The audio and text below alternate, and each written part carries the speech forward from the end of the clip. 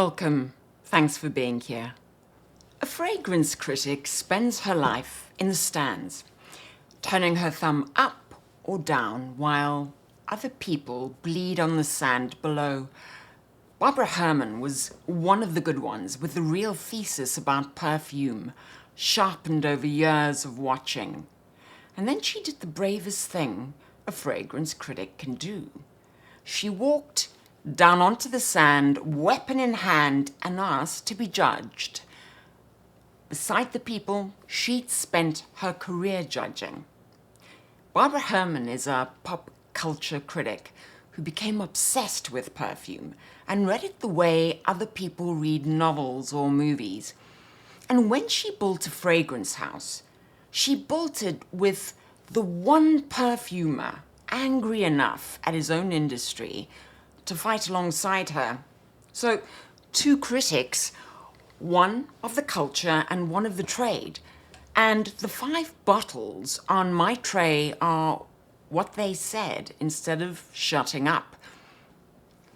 Modern perfume agrees on a few things, quietly, like a committee. A fragrance should be clean, office safe, tested on enough strangers to offend none of them, sorted into pink and blue, scrubbed of anything that smells like a human body. Most of us who find that boring complain about it online.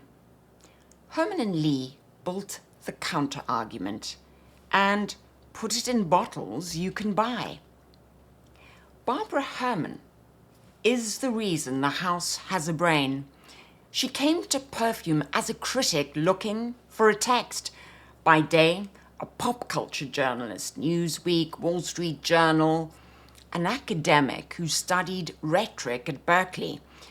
Her real beat, though, was body, sex, gender, and the things a society will not say to your face. Porn agents bumble, the politics of black hair, a man who died in solitary at Rikers. And then she found perfume, the same beat in liquid form, where a culture hides what it cannot say out loud. Her 2013 book, Scent and Subversion, decodes a century of it. 100 years of perfume, she says, is 100 years of women told to behave like ladies while being sold the smell of animals. She walks it decade by decade, from the first synthetic in 1882 to a fragrance called Laundromat, where the body goes in smelling of musk and comes out smelling of clean cotton. Her own line, perfume is sensual, but it is also cerebral, and mostly she's writing about swooning. She handed the house its slogan before it existed. A perfume is like a face. The pretty ones are pleasant and forgettable, and the ones you remember have slightly wrong in the proportions. She took it from Poe, who took it from Bacon, because a good line has a long career. There is no exquisite beauty without some strangeness in the proportion. Most critics, having diagnosed the disease, write another essay. Herman built the cure, which can fail in public, with your name on the label. She said that the decision arrived as a question. What is the craziest thing I could do now? And the answer was not another book. The tell is who she chose to build it with. She didn't want a craftsman for hire, a competent nose who takes your brief and hands back exactly what you asked for with no point of view of his own. She wanted a co-conspirator, someone who already believed what she believed and would fight her for it. She picked the most notorious one alive, Antoine Lie. His CV says company man, the nose behind big commercial machines like Armani Code. The man himself is a defector. He calls corporate perfume world self-congratulatory, forever chasing more data and more profit, a place where a consumer test punishes any perfumer who takes a risk. He thinks all of it ends with perfumers replaced by artificial intelligence formulators working for the almighty marketing machine. You know his most infamous work, Sécrétions Magnifiques, voted the most disgusting perfume ever sold. But it's not a fragrance, it is a statement. It was his attempt to bottle what happens inside a body at the moment of desire, the blood and the sweat of it, and wear that on the outside. That was the perfume Herman interviewed him about for a book.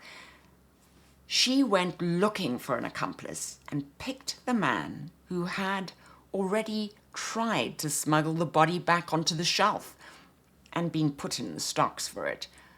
He said yes and went independent because she offered the one thing the industry never would. No evaluator with a clipboard. No focus group telling him to add more vanilla because version 7 tested better with woman 35 to 45. His best compliment, he says, is a stranger telling him they've never smelled anything like it. I am not here to please everybody. I just hope not to bore people. Word for word, Herman's standard. 2 people, done complaining and agreeing to make the complaint out loud in perfume. The house is Eris, after the goddess of discord, who crashes the wedding and rolls a golden apple to watch the guests fight. They funded the first 3 bottles by pre-sale under the working title Perfume Mxxx, and every bottle since breaks one of those quiet agreements. I own 5, and I will bring in the 2 I do not for the argument. So Ma Bête, over here, refuses the office. The name is French for my beast, and the my is the point, not the beast. Hers, a thing kept on purpose and half cherished. It is the animal in the debut trio Herman called La Belle et la Bête, Beauty and the Beast. She calls it her anti-office scent, though anti being invited back is nearer the mark. Let me spray it on skin.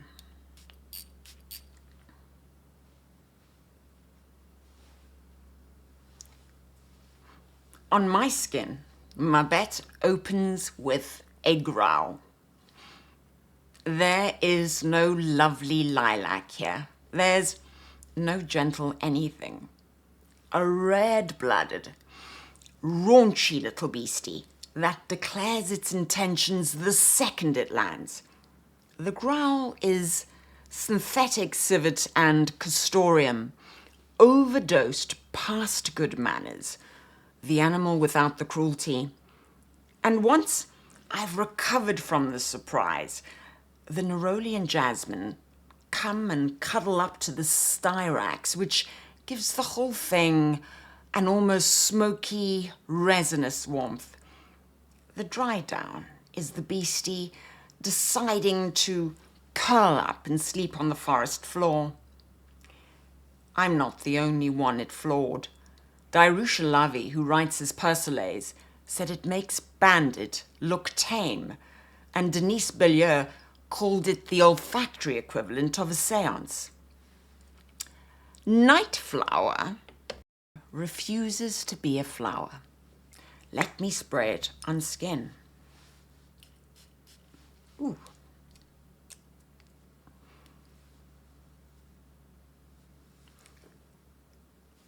On my skin, it opens on a cardamom-infused suede, the smell of very expensive gloves worn to drive an outrageously expensive car.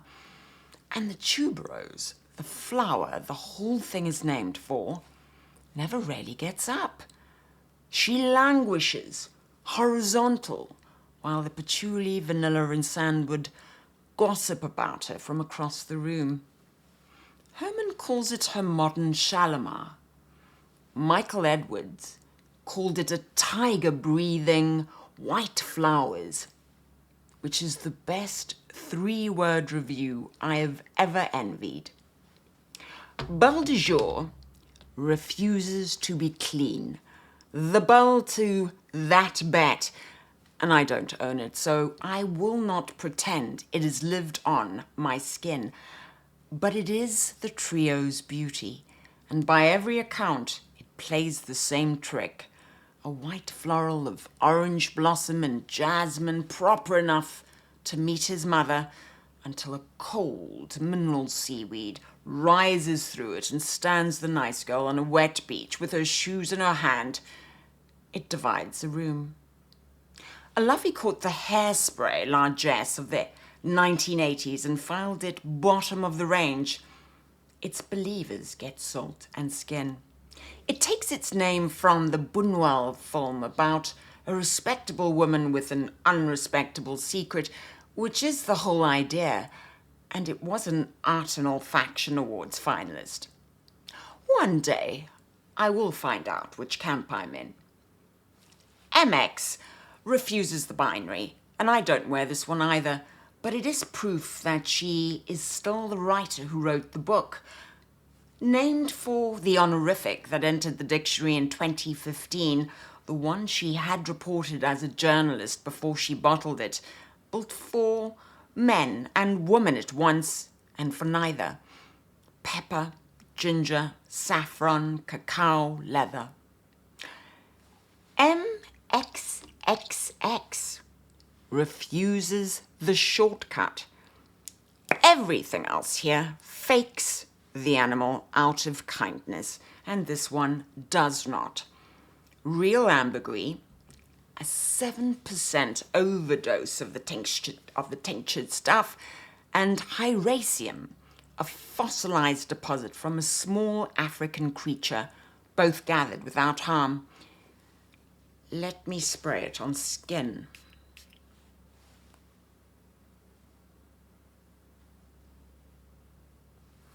On my skin, it's a warm, salty musk, the smell of a body in the sea at once, over a sweet, resinous underbelly.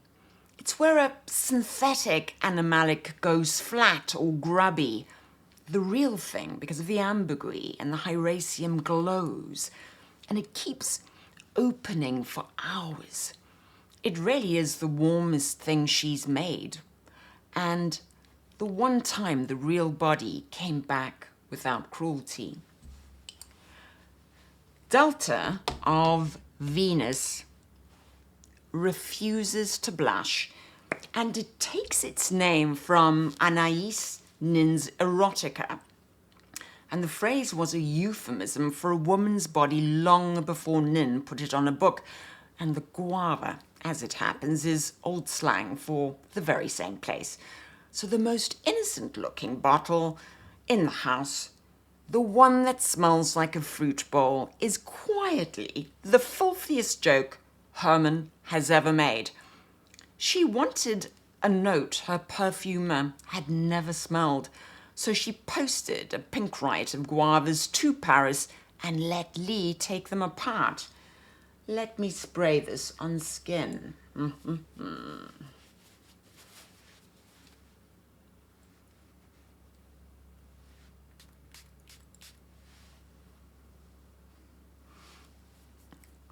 On my skin, the result is overripe guava. It's sweet to the very edge of rot. It's a fruit left a day too long in the bowl on purpose, and it's set against the cool, aloof primness of jasmine sambac and violet leaf. The flowers holding their noses at the fruit. It smells like a fruit bowl and means the opposite of one. Mother's milk. Mother's milk refuses to comfort you cleanly. It's the newest fragrance launched earlier this year. It is an X-ray, and the one whose name you say quietly at the till. You know, milky lactonic notes are having a moment right now, and almost everyone is using them to make dessert. Eris takes the same trend to its one honest conclusion: the human as animal. Milk is a body fluid, and the tender mother is a mammal feeding her young. Lie built the tender half from the smell of his own children's heads while they nursed that hot milk and orris. And on my skin, it stops being a perfume about milk and becomes breast milk, mine, and drops me straight back to the 2 a.m. feeds with my own babies, a memory I didn't agree to revisit at a fragrance counter. And then the other half arrives, a suede shadow under the milk, the withholding mother behind the giving one. As it dries, and I settle happily back to the fact that I am not, after all, mid-feed with my baby latched, it turns powdery and vanilla dense, and now and again the shy rose shows itself. Love and dread in the same breath, which is the whole Eris project 10 years on. I thought Barbara Herman would be torn apart. That is what usually happens when a critic climbs down and tries to make the thing she spent years scoring. Herman did something braver. She kept criticizing and changed the weapon. The essay became the bottle. She wasn't alone on the sand either. She found a perfumer already down there, swinging at the same enemy. A man who believes his own trade has lost its nerve. And between them, they've made the sharpest criticism the perfume business has had in years. The best case against clean, body-scrubbed perfume isn't written down. It's worn. Herman left the stands to be judged by the fighters she used to score. And 10 years on, she is still on her feet, still making the next one. So the verdict goes back to where this started, to the thumb, and to the people in the stands, to you. Tell me below, have you worn any Eris? Did Ma Bête make a friend of you or an enemy? Because it rarely does neither. And the bigger question, when someone who has spent their life criticizing an industry finally builds inside it, do you trust them more or less? Subscribe, ring the bell. The long version, the stories about these 2 malcontents that built this house that didn't make the episode, lives on in the Perfumed Perspective Substack.